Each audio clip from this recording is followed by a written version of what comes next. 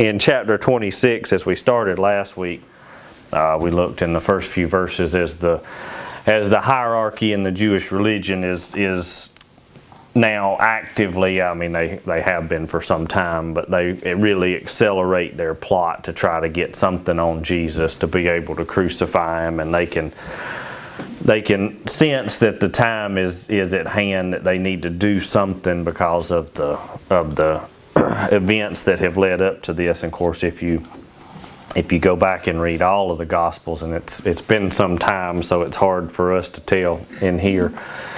But if you remember, it's really in time has only been a couple of days since Jesus rode into Jerusalem on the donkey, and all the people in the streets cast down the palm branches and cried, "Hosanna, glory to God in the highest," talking about how they're Messiah. And that, of course, incited the religious leaders to really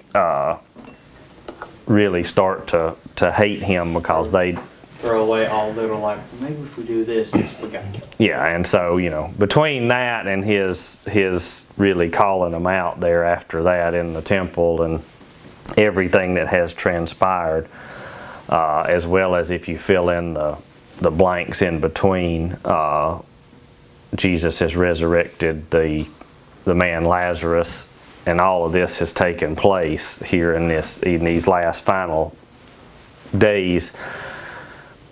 And they understand if they don't do something about him, they're scared is what it is. They're scared he's going to take a chunk of their following, which to them, like so many, means money and power.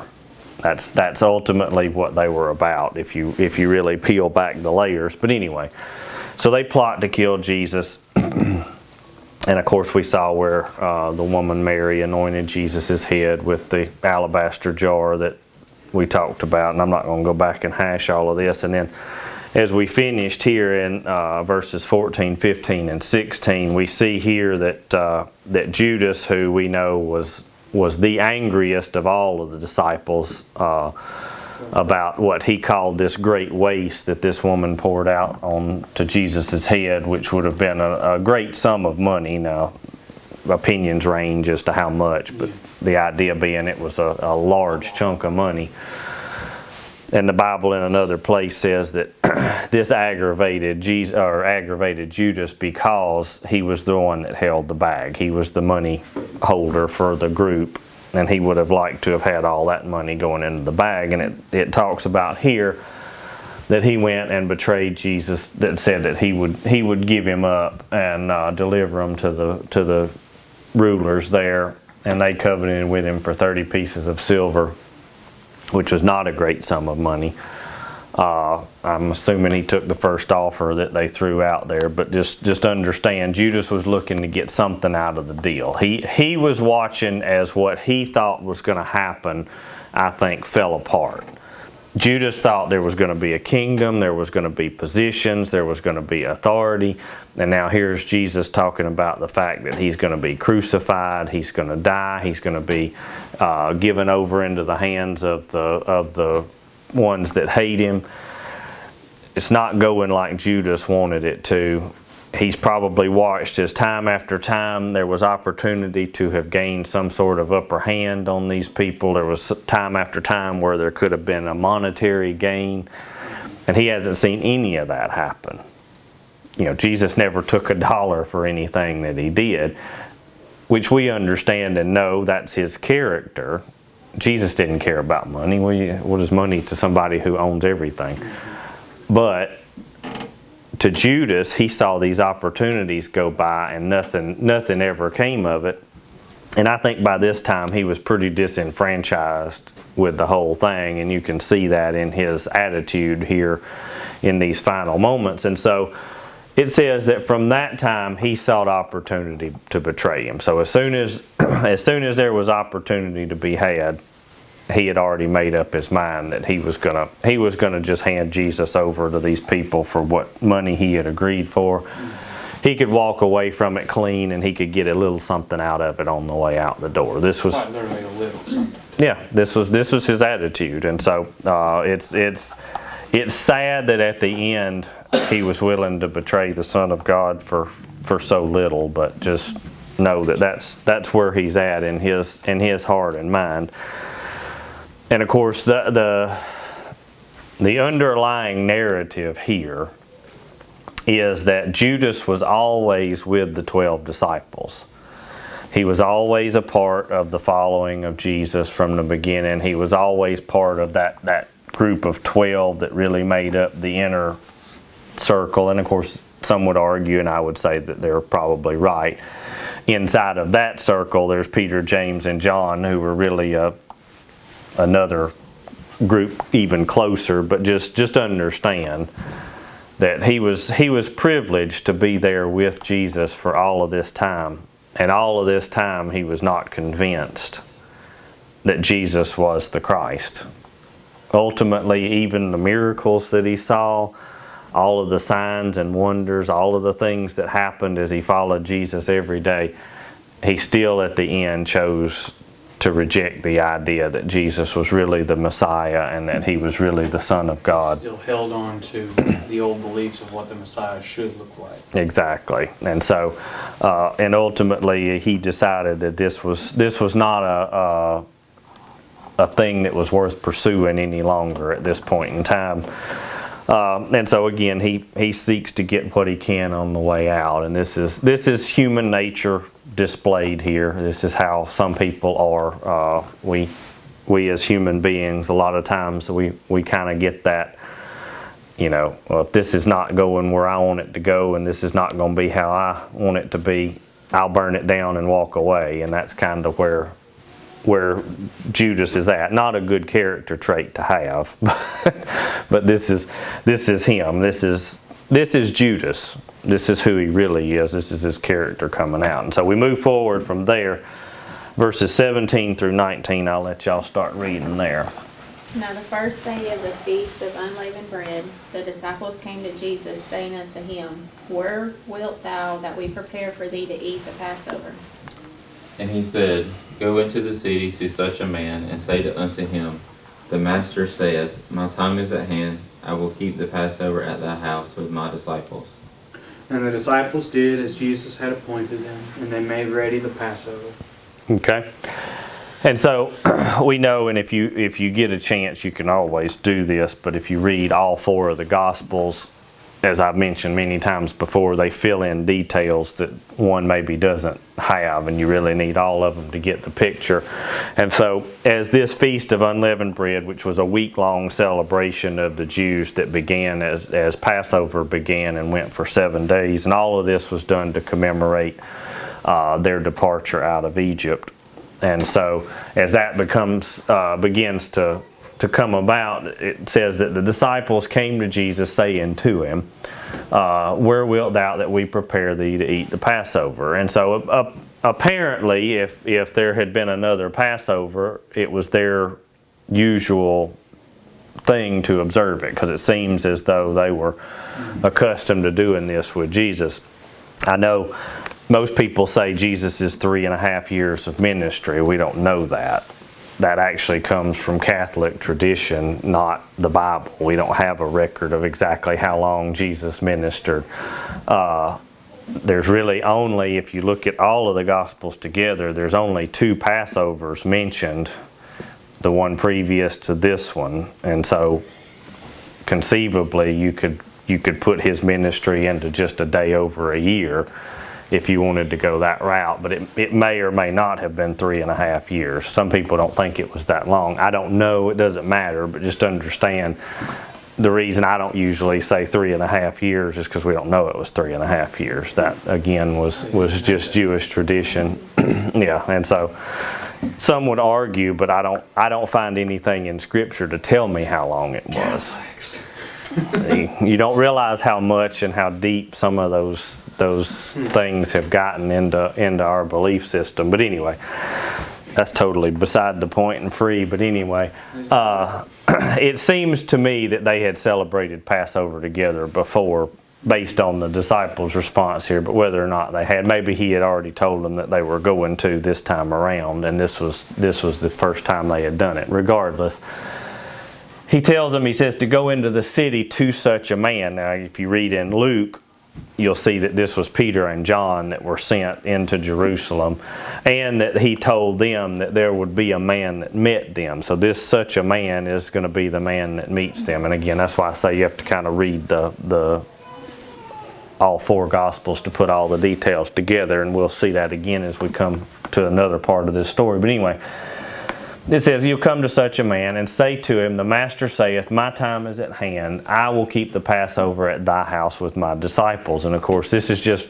another, and I think sometimes these kind of get looked over, of the miracles that Jesus did, because who else would be able to tell you, hey, go to walk into town and you'll meet a man, and you'll ask him if he's got a place for the Passover, and he'll say, yeah, I got one just ready to go. This was all set up and done, and nobody had to tell either side of it anything. Jesus knew all that this was going to happen. No different than when he told him to go and get the donkey for him. I was about to say that. You know, nobody in their right mind would give their donkey to complete strangers that just walk. Came up saying, like, we need a donkey. Yeah, and you think about that in modern day time, if somebody walked up to you, yeah, exactly, we need to borrow your car for the master. Yeah, okay. You know, or in this case, you know, you meet this person at Walmart and they're like, hey, we were going to come over later and eat, do you mind? I mean, you know, it's kind of the equivalent, but just understand that God in his sovereignty had all of this set up. And so he told him to go into the city, and he told him to say to this man, my master saith, my time is at hand, I will keep the Passover at thy house with my disciples. And the disciples did as Jesus had appointed them. And again, as I mentioned, it was Peter and John that he told to do this from Luke. And they made ready the Passover. And of course, this was the fully furnished upper room. This is where we hear the upper room mentioned, and this is what will be the Lord's Supper as we know it. If you remember the painting, not necessarily an accurate depiction, but anyway, it's the disciples and Jesus that go into this upper room, and this would have been typical of a house in Jesus's day. Normally, the upper room was reserved for guests if they had one. And so they went up to that upper room and made the Passover up there. And so they did this as Jesus had requested. Everything worked out. It's almost matter-of-factly. Nobody questioned anything. It went exactly as they had planned. And so as they are preparing the Passover, we'll pick up again here in the timeline in verse 20 through 23. Now when the even was come, he sat down with the 12. And as they did eat, he said, verily I say unto you, that one of you shall betray me. And they were exceedingly sorrowful, and began every one of them to say unto him, Lord, is it I? And he answered and said, he that dippeth his hand with me in the dish, the same shall betray me. Okay.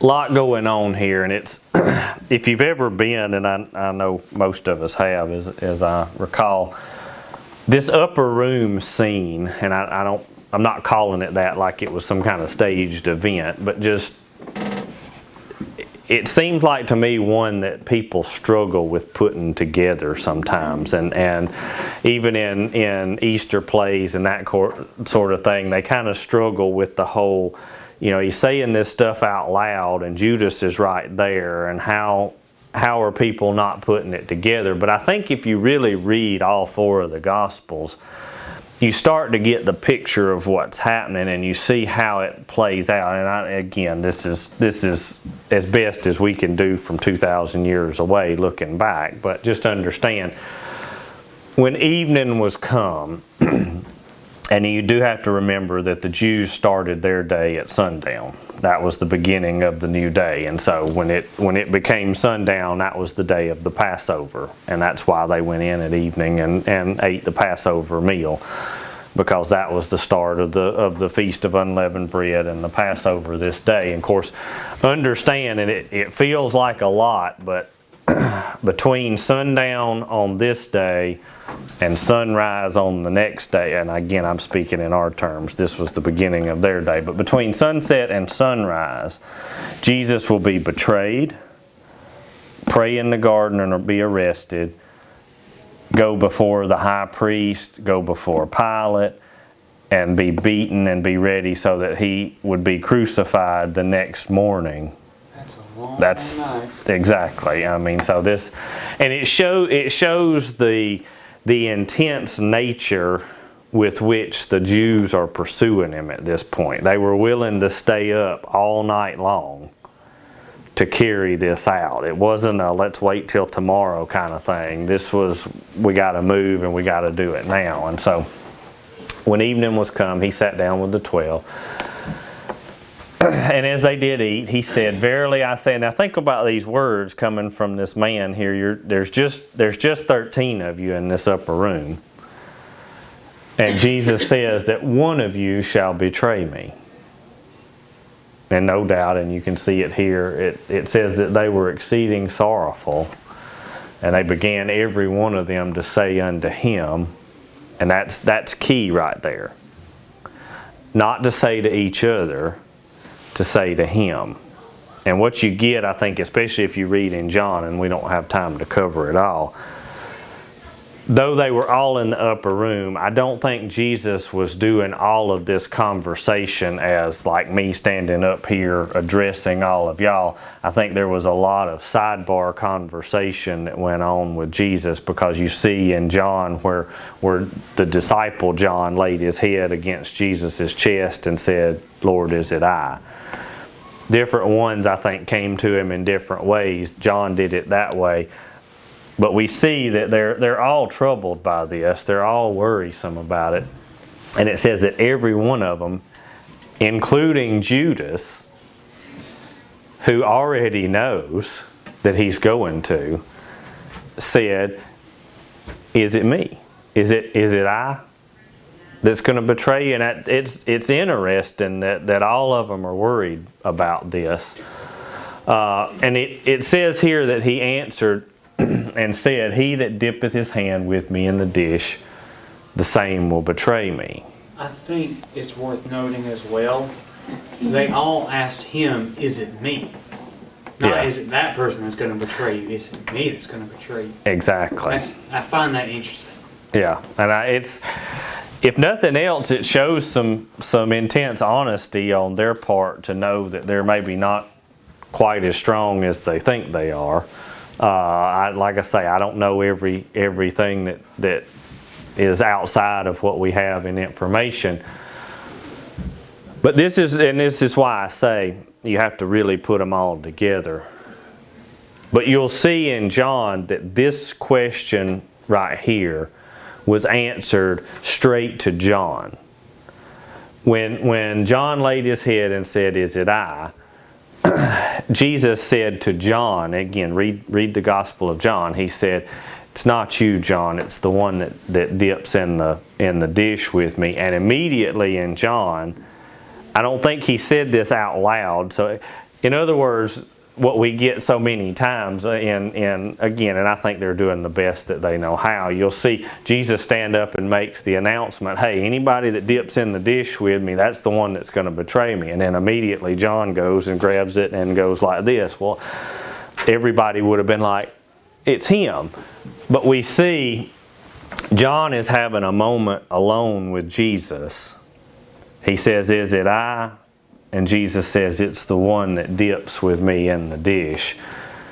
And he begins to hand the dish, and it is Judas at that time that dips in the dish. And what we don't have in the Gospel of Matthew, because it goes straight from here to the story of the Lord's Supper, it doesn't cover what happened after Jesus makes this statement, who I think is made to John in response to John's comment. It goes straight to the Lord. So what we don't see is in the Gospel of John, Jesus said, "It's him that dips in the dish" to John. Judas immediately comes and dips in the dish after that. And Jesus says to Judas, "What you do quickly." And he leaves at that point in time. And it says in John, again, I'm trying to to give you the fill-in here.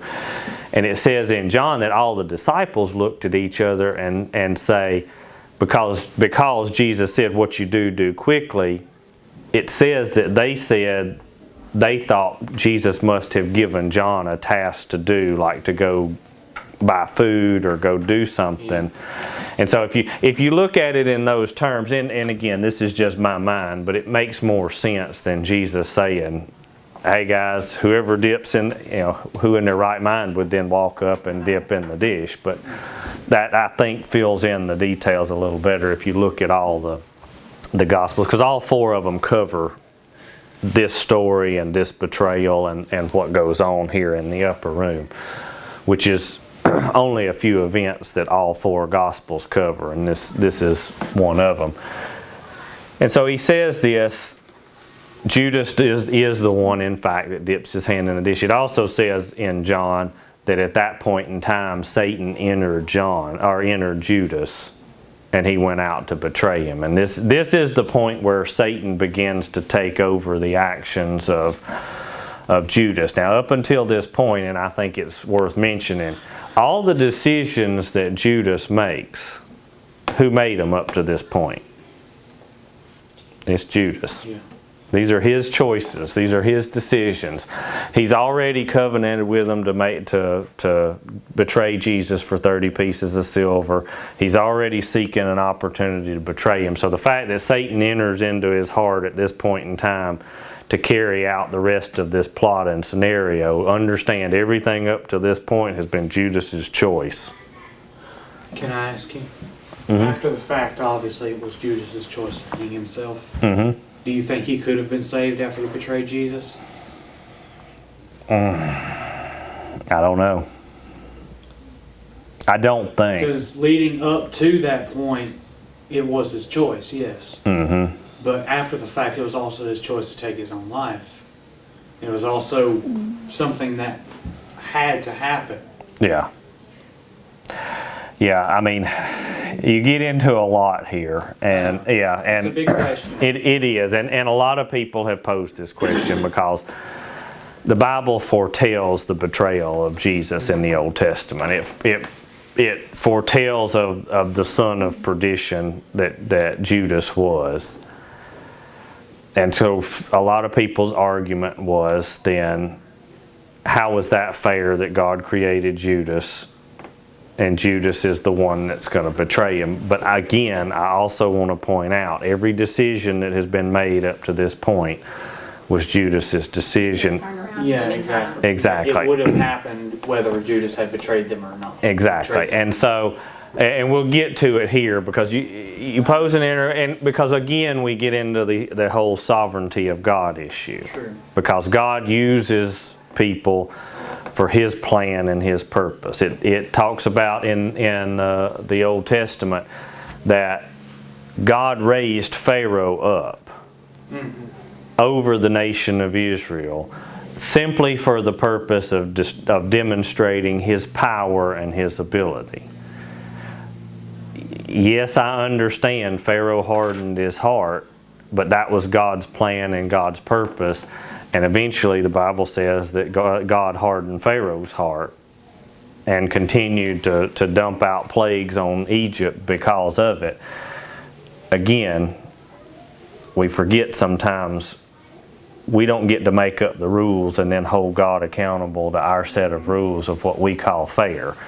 This is God's creation and God's world. And so if God deems it right and righteous to raise up someone so that he can display his power, then that's God's privilege and God's sovereignty over his creation, and God is still righteous in doing it. Because once again, and this is the conundrum that I think you get to every time you deal with the topic of free will versus the sovereignty of God. And this is where I think the Calvinists get it wrong on this side, and sometimes I think the Baptists get it wrong on this side.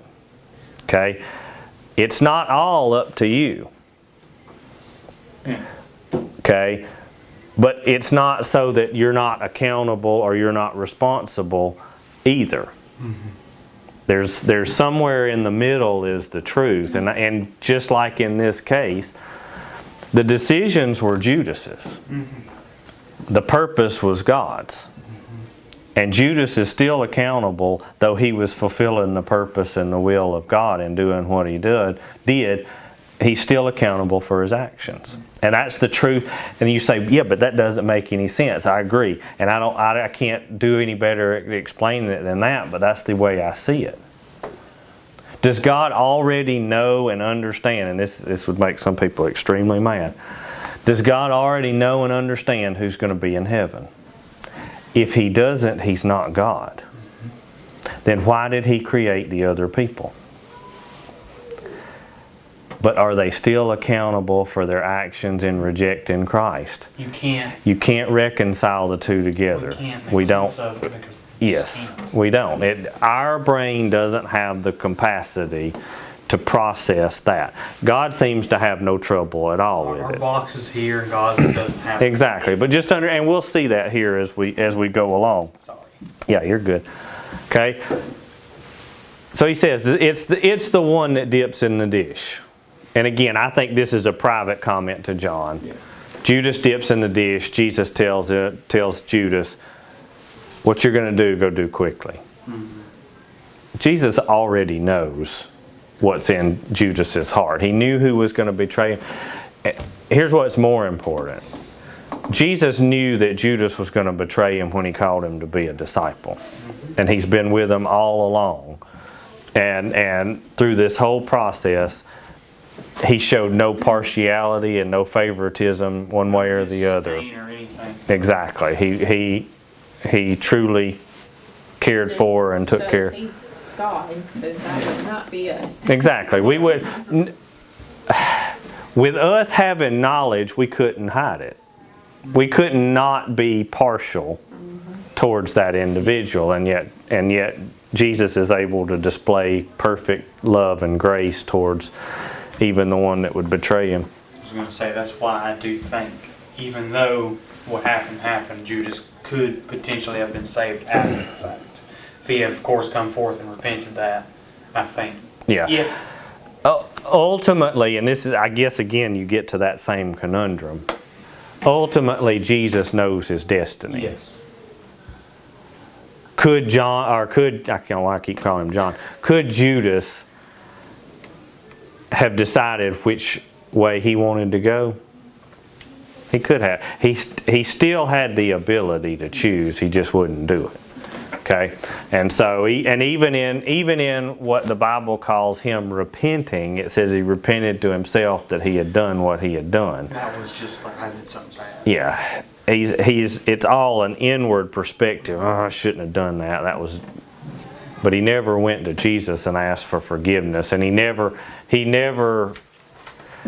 Ultimately, what it boils down to is he never really loved Christ. Yeah. He never really loved him because he was willing to betray him when it wouldn't benefit him like he thought it would. And so he betrays his own heart in his actions through this. And so, again, Judas now goes out, and we see here that Jesus makes this comment. And this comment is recorded in all of the Gospels as well. Slightly different verbiage, but you're having four people tell of this conversation.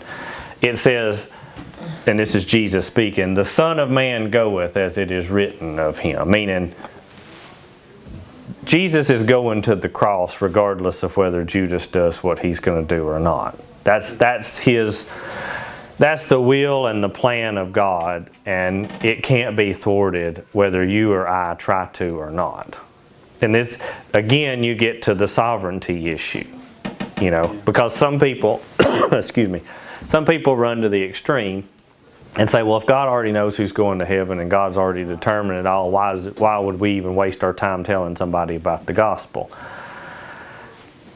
Again, you're running way too far to one end of this. Do we still have responsibility We don't know. and accountability? Exactly, and we don't know. And so it says, the Son of Man goeth as it is written of him. And the reason I say that is because some people get real big in the head thinking that God really desperately needs them to do their part, or his whole plan's going to fall apart and fail. I'm not so inclined.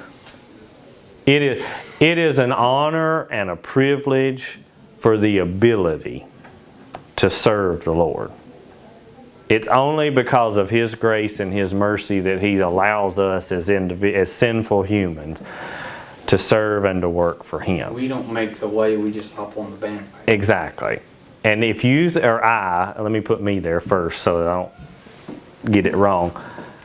If I think for 1 minute that He needs me to do something or He's going to fail, I've got the wrong mindset about it. And it's why I've said so many times, it takes all the pressure off if you realize that it's just an honor and a privilege to do what God has told us and called us to do. We are not responsible for the results. We're not responsible for bringing 250 people in every week. We're not. We don't have to be responsible for that. Quantity has never been the metric for how God measures success anyway. It's more important that we stay faithful, that we stay biblical, and that we do the right thing in the right way. God will honor that. God looks at that as success. It's why He told Saul that obedience is better than sacrifice. God's not looking for grandiose gestures. God's looking for obedience. Many people have said once they're in a situation, well, I'll give everything if I can just get out of this or get right with God. God's not looking for the grandiose gesture. God would rather have you obedient through it all. God's not looking for Judas to say, I'll take these 30 pieces of silver that I betrayed you for and I'll give them to the poor. It's not what He's looking for. He's looking for Judas's obedience, and it's not there. And so He says, the Son of Man goeth as it is written of Him. God's plan is not thwarted regardless of human activity. Okay? But, and this is where we get into the tough questions, but woe unto that man by whom the Son of Man is betrayed. This is Jesus speaking. It had been good for that man if he had not been born. And most people would say, yeah, but who caused him to be born? And again, we get back to the tough question.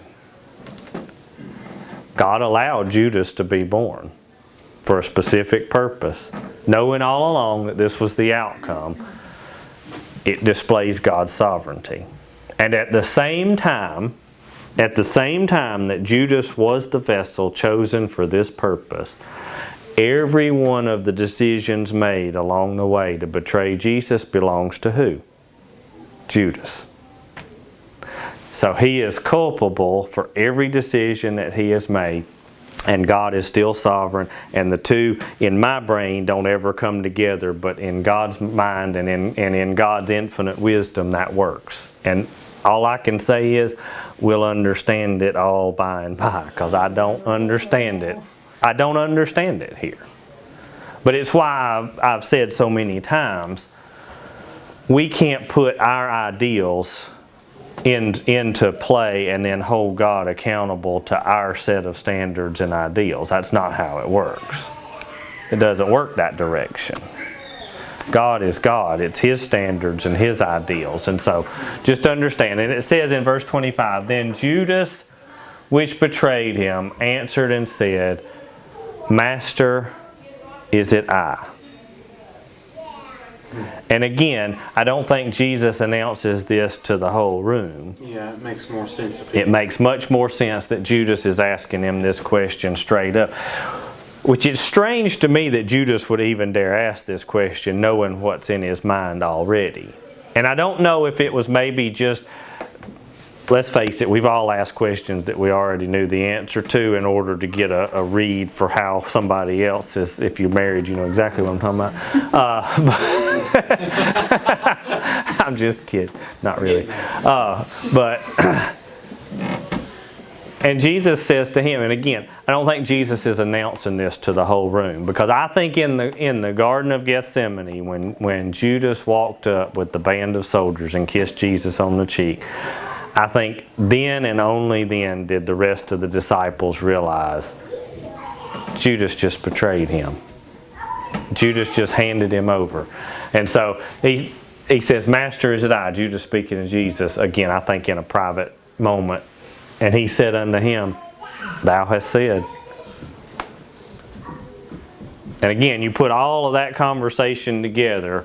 Judas dips. He asks Jesus, is it me? You said. And as he leaves, Jesus tells him to go and do what he does quickly. So did John know? Again, I don't know. I don't think so, because again, I think this was, well, John may have known, because it was an answer to John's question about the dip. I mean, he may have saw Judas. Yeah, and so I guess it doesn't expressly say that, though. yeah, so did all 12 of them know? I don't think so. I really don't. I think there was so much going on this night, between all of this that Jesus was telling them, between the Passover and the observation of everything, that I think it was a lot for all of them to process. And so here we see, and I'll read for sake of time, but it says that as they were eating, and this swaps back now, Judas is gone, and I think it's interesting that he's gone for this moment, because he leaves at the end of Jesus' comment to him. And so I think it's important. I think it's also worth noting that the 11 that remain now are true disciples of Jesus as he enters into the Lord's Supper, which would carry over to our New Testament belief that it is only for believers to observe the Lord's Supper and not for everyone. But it says as they were eating, so they were eating the Passover meal, and Jesus in the middle of this meal stands up and says this, I don't know that he stood up. It says he took bread and blessed it and brake it and gave it to his disciples and said, Take, eat, this is my body. And of course you fill in with Corinthians where he says, Take, eat, this is my body, which is broken for you. That would be the custom, that they would take and pull the bread apart. And of course he was completely destroyed as a physical human being by the time it was all over. And it says, and he took the cup and gave thanks. It gave it to them, saying, Drink ye all of it. For this is my blood of the New Testament, which is shed for many for the remission of sins. And of course, obviously, exactly, he spilled every bit of his blood. He told them to drink all of it. And that's again, and I'm not, every custom and everything that we do is not wrong. So sometimes I'm afraid that people get that idea from me. Some things that we do are biblical. The fact that when we observe communion, we drink all of it, and we do it in the order and in the manner that we do it, seems appropriate to me. And it seems appropriate to approach it with the reverence and it's not something you joke around. Exactly. It's not a laughing thing. It's not exactly, because I feel as though, because again, they're all troubled at this point. Who is it that's going to betray him? What's going to happen? What's going on? I feel as though it's right to assume that the mood is very somber at this point in time as he's telling them this. And of course his blood would be shed for the remission of sins for many. And he says, But I say unto you, I will not drink henceforth of the fruit of the vine until that day when I drink it new with you in my Father's kingdom. And this was the first and only observance of this by the Lord himself, as he told his disciples, I won't do this with you again until the time that we're all in the kingdom together. And that's still yet future to happen for all of us. But it says, until I drink it new with you in my Father's kingdom. And when they had sung a hymn, I assume it was Amazing Grace, and they all did a standing ovation, but that's just me. I'm only joking. When they had sung a hymn, they went out into the Mount of Olives, and this would be where they go out into the Mount of Olives, into the Garden of Gethsemane, and of course we'll pick up there next week. And I'm out of time. I really wanted to cover the story here of Peter, but we'll get to it next week. as in the next verses, Jesus now says, now remember, he said, one of you will betray me. And Judas left. Okay? Now he says, one of you is going to be offended by me. And one of you is going to deny me. And we all know who that'll wind up being. But again, and I want to do this as we get to next week, I want to contrast Judas's betrayal with Peter's betrayal and denial of Jesus, and look at the two and the differences in them, and how someone who was a real believer and someone who was a never believer at all differ in the path that they go from here. So I'm done there. Thank